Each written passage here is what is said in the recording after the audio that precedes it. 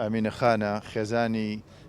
چۆخا شەریفی ڕەحمەتی ئەمە بنەماڵەیەکن تەواان لە ناو شوانە کەس نییە لە منتیقی شوان و لە ناوچەکان تریش چۆخا شەریف و بنەماڵی چۆخا شەریف نەناسێت و بنەماڵەیەکن بە هەموو تەمەنیان ئەتوانم بڵێم لە پێش شۆڕشی ئەیلولیشەوە لە ساڵەکانی شەستەوە چۆخا شەریف یەکێک بۆ لەو کەسانەی کە لەم منتیقی ناوشوانە دیفاعی لە خەڵک کردووە ئەو زمانە زمانی بڵێن چەمی خاسە و ئەوانە لە کەرکووکەوە هاتوونە لە چەم خاسە زەرعات و شتکراوەیان یشوە خەڵکی دەیەکانی ئەو منتیقی بکەن لەو زمانەوە چۆخا شەریف بەرگری لە خەڵک کردووە و خەباتی کردووە بۆ ئەوەی کە بتوانێت ژیان و گوزەران بۆ خەڵکی منتیقی خۆی دابین بکات. سەرباری ئەو کۆستەی کە لێمان کەوت ننکی خۆشەویستم ینی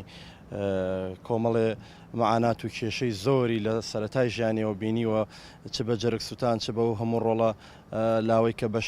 شەهید بوون لە پێناوی ڕێگای کوردستان بەڵام ئێستا بینین ئەم خەڵکە بێشومارە لە هەموو لایەکی کوردستانەوە دێن بۆ دڵنەوەی ئێمە بەڕاستی ئەوەوە سلمێنێکە ئەو